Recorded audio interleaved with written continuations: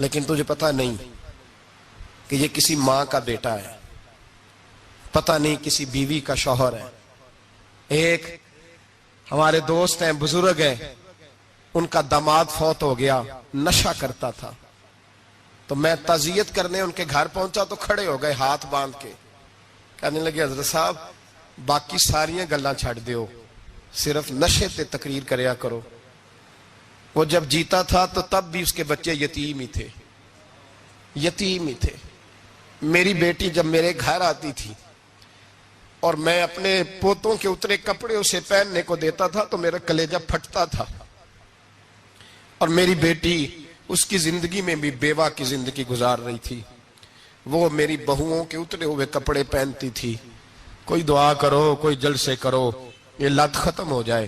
اور کہنے لگا اب میرے وہ چلا تو گیا ہے، دادا دادی اس کے پہلے کوئی نہیں، چچا ہے کوئی نہیں، جب تک تو میں زندہ ہوں ان نواسوں کو کوئی روٹی کا لقمہ، کوئی کپڑا مل جائے گا، لیکن سوچتا ہوں میں بوڑھا ہوں، مر گیا تو ان کو کوئی پوچھے گا بھی نہیں، کون ان کی خبر۔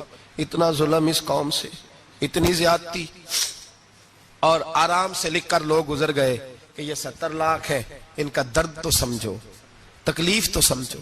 7 فٹ کا سونا جوان اور نشے کا عادی ہے تو کسی نالی میں پڑا ہوا ہے۔ اور میں نے کہا اس قوم کے ساتھ اس سے بڑا بھیانک مذاق کیا ہوگا؟ کوئی دانشور تھا بڑا ظالم، اس ظالم سے کوئی مشورہ لینے آیا، اس نے آ کے کہا تو بڑا ظالم ہے، بڑے کڑوے مشورے دیتا ہے، میرا ایک دشمن ہے، میں اس سے بدلہ لینا چاہتا ہوں، میرا دل کرتا ہے اس کا بچہ قتل کر دوں تاکہ وہ تڑپے۔ تو ظالم نے کہا اسے قتل نہ کر، وہ تو اس کا باپ 2-4 مہینے رو کے چپ کر جائے گا، پھر میں سخت سزا دینا چاہتا ہوں، مشورہ دے۔ تو اس نے کہا اس کے بچے کو نشے پہ لگا دے، جس کا بچہ نشہ کرے گا وہ باپ روز مرے گا، روز جیے گا، وہ ماں روز مرے جیے گی، نشے پہ لگا دے۔ اس قوم کے ساتھ سب سے بڑا ظلم یہ ہوا کہ ملت کا جوان نشے پہ لگ گیا، ڈرگز پہ لگ گیا، اتنے تباہ حالات ہوئے کہ جوان چڑھتی جوانیاں، اماں نے کتاب دے کے بھیجا تھا، اور کالج سے واپس آئے تو نشے کے ٹیکے ہاتھوں میں پکڑے ہوئے، ٹیکے۔ اور آپ کے اس ملک کے اسلام آباد میں ایک دن میڈیا نے وہ خبر بھی وائرل کی اور وہ چیز بھی دکھائی لوگوں کو، 3 مہینے کا بچہ لے کے نشئی سڑک پہ آ گیا، اس نے کہا میرا نشہ ختم ہو گیا، میرا بچہ خرید لو، 2 پڑیاں دے دو۔ تو وہاں بیبیاں جو سن رہی تھیں وہ بھی چیخیں مار کے رو رہی تھیں۔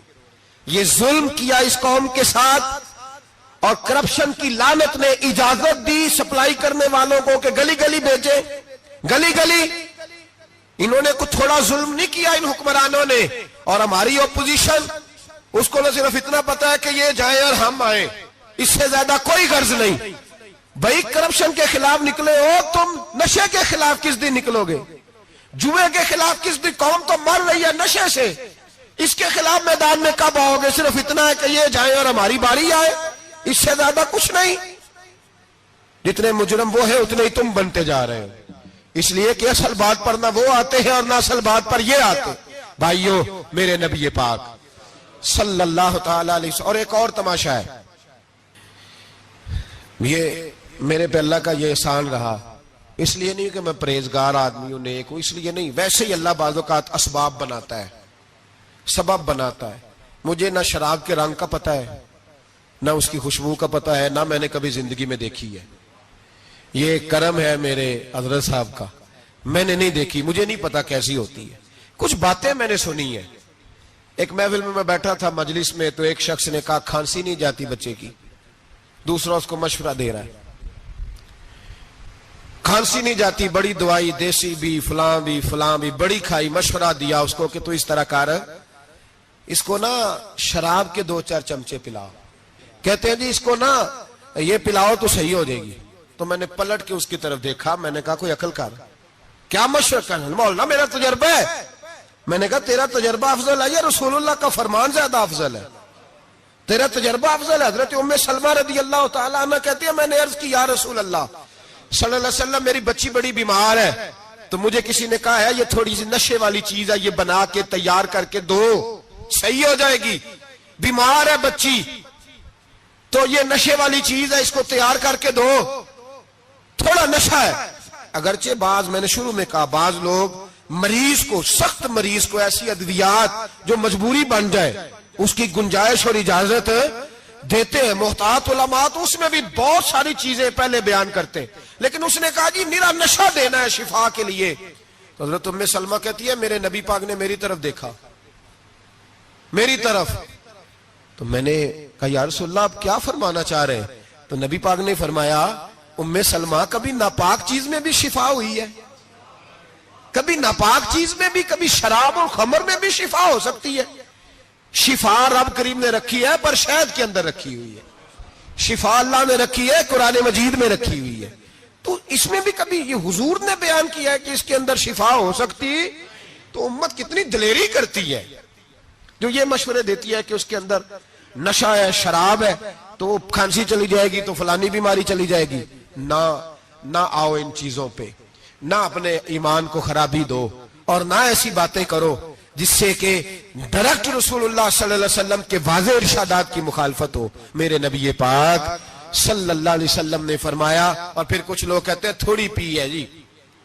اب تو میں تجزیے میں پڑھ رہا تھا کہ ایسی شراب ایجاد ہو گئی ہے، لوگ شراب پیتے ہیں اور وہ مست بھی رہتے ہیں، کار بھی چلاتے رہتے ہیں، کہتے ہیں جی نہیں ہمارا ذہن معاف نہیں ہوا تو یہ والی صحیح ہے، نشہ نہیں لاتی. میرے نبی پاک صلی اللہ علیہ وسلم نے فرمایا جس چیز کی تھوڑی مقدار، زیادہ مقدار حرام ہے اس چیز کی تھوڑی مقدار بھی حرام ہے. جس کی زیادہ مقدار حرام ہے اس کی تھوڑی بھی. تو خمر اور شراب اگر فل پینا جائز نہیں تو تھوڑی پینا بھی جائز. یہ حرام ہے اور حرام تھی اور قیامت تک حرام ہی رہے گی. میرے نبی پاک صلی اللہ علیہ وسلم نے منع کیا اور حضور نے اظہار ناپسندیدگی فرمایا. اور میں 40 دن تو عبادت ہی قبول نہیں ہوتی شراب پینے والے جب تک سچی توبہ نہ کرے. ایک دن صحابہ بیٹھے تھے سارے، حضرت ابوبکر صدیق بھی تھے، فاروق اعظم بھی تھے، عثمان غنی بھی تھے، ڈھیر ساری تعداد تھی صحابہ کی، سارے تشریف فرما تھے. حضرت عبداللہ ابن عمر رضی اللہ تعالیٰ عنہ حدیث کے راوی ہیں اور مستدرک للحاکم کے اندر، ابن حبان کے اندر یہ روایت موجود ہے. فرماتے صحابہ نہ بات کر رہے تھے اور بات یہ کر رہے تھے کہ یار لوگوں کو گناہوں سے کیسے روکا جائے، لوگوں کو گناہوں سے گفتگو. صحابہ یہ کر رہے تھے. عبداللہ ابن عمر کہتے ہیں بیٹھے تھے اور یہ گفتگو کر رہے تھے کہ گناہوں سے پلاننگ جی ہوتی تھی. ان کی جو محفلیں ہوتی تھی نا بیٹھ کے، وہ خوش گپیاں نہیں ہوتی تھی بلکہ وہ تبلیغ کی، جد و جہد کی، لوگوں کو برائی سے منع کرنے کے لیے بیٹھتے تھے، اس پر منصوبہ بندی کرتے تھے، پلان کرتے تھے، آگے ترتیب دیتے تھے. گفتگو ہو رہی تھی تو اب آپس میں بات ہونے لگی کہ کون سا گناہ زیادہ برا ہے جس پر سب سے پہلے کام کیا جائے. تو دور ایک صحابی بیٹھے تھے، ان کا نام تھا عبداللہ ابن عمر. ایک عبداللہ بن عمر ہے اور ایک عبداللہ ابن عمر ہے. حضرت عبداللہ ابن عمر دور بیٹھے تھے، بڑے سمجھدار سیانے باریک بین آدمی تھے. تو حضرت عمر فاروق اپنے بیٹے سے کہنے لگے جا عبداللہ ابن عمر سے پوچھ کے آ کہ سب سے سخت گناہ کون سا ہے. توجہ ہے میرے بھائیوں، ادھر دیکھیے گا میری جانب، پوچھ کے آ کہ سخت گناہ کون سا ہے. عبداللہ بن عمر رضی اللہ تعالیٰ عنہ کی خدمت میں جب عبداللہ ابن عمر گئے تو جا کے کہنے لگے کہ صحابہ پوچھتے ہیں کہ آپ نے زیادہ وقت گزارا ہے نبی رحمت صلی اللہ علیہ وسلم کے پاس، تو بتلائیے برا گناہ کون سا ہے، سب سے سخت گناہ، تاکہ سب سے پہلے اس پر پابندی لگائی جائے، اس پر محنت کی جائے. تو حضرت عبداللہ ابن عمر کہنے لگے صحابہ کو جا کے بتا دو کہ سب سے برا گناہ شراب پینا ہے، سب سے برا گناہ، اور یہ ام الخبائث ہے، برائیوں کی جڑ ہے، گناہوں کی ماں ہے، یہ بنیاد ہے، باقی گناہ اسی سے شروع ہوتے ہیں. کہتے ہیں میں نے آ کے بتایا تو حضرت ابوبکر صدیق رضی اللہ تعالیٰ عنہ سیدنا فاروق اعظم کہنے لگے خود جاتے ہیں، ان کے پاس خود جاتے ہیں، چونکہ ہم نے بات سننی ہے ہم خود جاتے ہیں اور ان سے جا کر کے سوال کرتے ہیں کہ اگر آپ کو اس تفصیل کا پتہ ہے نا تو اس کے پیچھے بھی کوئی تفصیل ہوگی جو میرے نبی پاک نے بیان کی ہوگی صلی اللہ تعالی علیہ وسلم. اس تفصیل کا بھی آپ کو پتہ ہوگا جو نبی پاک نے بیان کی ہوگی، اس بات کے پیچھے جو بیک گراؤنڈ ہے، جو پس منظر ہے. فرماتے ہیں کہ ہم اٹھے، عبداللہ ابن عمر کے پاس گئے، ان سے جا کے پوچھا کہ جناب آپ نے یہ تو فرمایا ہے شراب ام الخبائث ہے، تو اس کے پیچھے پس منظر کیا ہے؟ تو عبداللہ ابن عمر کہنے لگے یہ میں نے اپنے پاس سے نہیں کہا، یہ میں نے نبی پاک سے سنا ہوا ہے. حضور سید عالم صلی اللہ علیہ وسلم بیٹھے تھے تو حضور نے فرمایا شراب یہ نشہ یہ برائیوں کی ماں ہے. اور پھر حضور نے ایک مثال بیان فرمائی. نبی رحمت علیہ السلام نے فرمایا بنی اسرائیل کا ایک واقعہ ہے. ایک خوبصورت جوان تھا تو ایک عورت کا دل آ گیا اس پر. یہ یاد رکھ لیں, ہم لڑکوں کو منع کرتے رہتے ہیں لیکن ہمیں گھر کی بچیوں پر بھی توجہ دینی ہوگی, ہمیں ان کے فون پر بھی نگرانی کرنی ہوگی, ہمیں وہاں بھی غور کرنا ہوگا. اس لیے کہ اگر کوئی بچی گنجائش نہ دے تو میرا خیال ہے کہ لڑکا جرت کرنے کی طاقت نہیں رکھتا. تو وہاں بھی ان کی اماں سے کہے کہ پابندی لگائے, بچی کسی کا موبائل لے کر کے کہیں اس کو استعمال تو نہیں کر رہی, اس پودے پر بھی توجہ دے, درخت بننے سے پہلے اس کی بھی نگرانی کریں, یہ بھی بڑا ضروری کام ہے.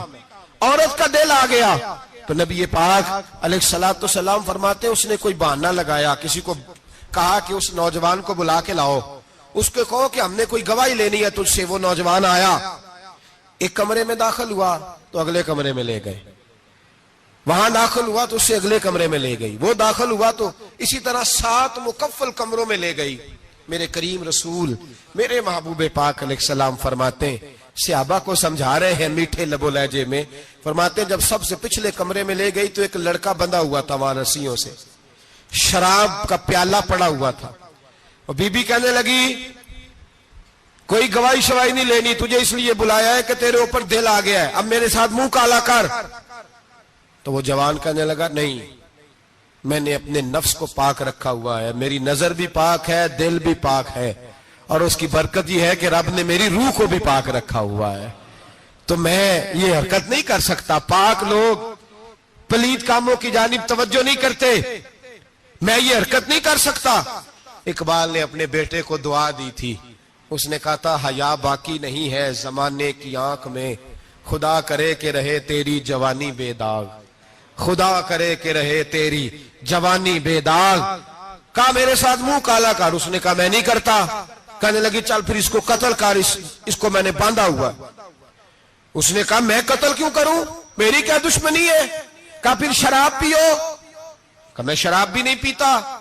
تو کہنے لگی اب تو میں نے تجھے اپنے چنگل میں پھانس لیا ہے, اب تو یہاں سے بچ کے جا نہیں سکتا, اور اگر تو باہر جائے گا تو میں شور کروں گی, لوگ جمع کروں گی, اس نے میری عزت آبرو پہ ہاتھ ڈالا ہے, تو بچ تو نہیں سکتا, ایک کام تو کرنا پڑے گا.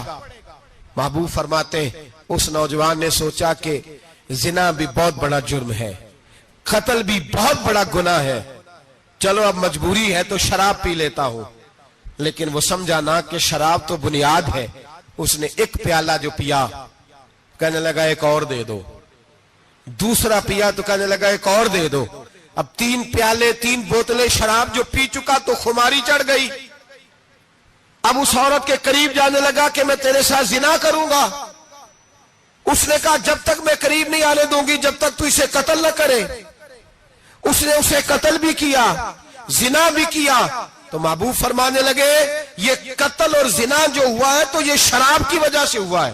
گویا شراب وہ جرم ہے جو قتل بھی کرائے گی, جو زنا بھی کرائے گی. اور اگر آپ نشئی کو دیکھیں, اگر آپ شرابی کو دیکھیں تو کیا وہ ڈکیتیاں نہیں کرتا پھرتا, وہ چوریاں نہیں کرتا, وہ اپنی ہی ماں کا زیور نہیں بیچ آتا, وہ اپنی ہی بہن کا پڑا ہوا جہیز نہیں بیچ آتا, وہ اپنے ہی گھر میں ڈاکے نہیں ڈالتا, وہ اللہ کے گھر مسجد میں آ کر کے چوری نہیں کرتا. وہ صرف اس لیے کرتا ہے کہ یہ نشہ, یہ شراب یہ ماں ہے گناہوں کی, یہ جڑ ہے. ملت کے لوگوں یاد رکھو, اس امت اس پاکستان کے ساتھ جہاں بہت سارے ظلم ہوئے وہاں بڑا ظلم یہ ہے کہ بہت بڑا طبقہ جوانوں کا نشے کا عادی ہے. وہ نشہ انہیں عشق مجازی اور عورتوں کے عشق کی جانب لا رہا ہے. وہ نشہ چوریاں کرا رہا ہے, قتل کرا رہا ہے, ڈکیتیاں کرا رہا ہے. بہت بڑے ظالموں نے بہت بڑے ہاؤس بنائے ہوئے ہیں جن کے اندر شراب فراہم کی جاتی ہے, نشہ دیا جاتا ہے.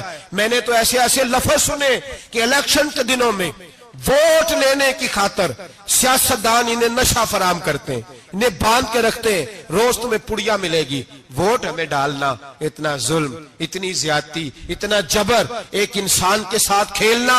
لوٹ آؤ, پکڑو ان کا دامن, اپنے گھروں کو بچاؤ, اپنے دوستوں کو بچاؤ. جاگو جاگو امت کے لوگوں جاگو. میرے نبی پاک صلی اللہ علیہ وسلم کے کلمہ گو لوگوں کو بچاؤ. ان پر اگر سختی کرنی پڑتی ہے تو کرو, پیار کرنا پڑتا ہے تو کرو, محنت کرو, جدوجہد کرو.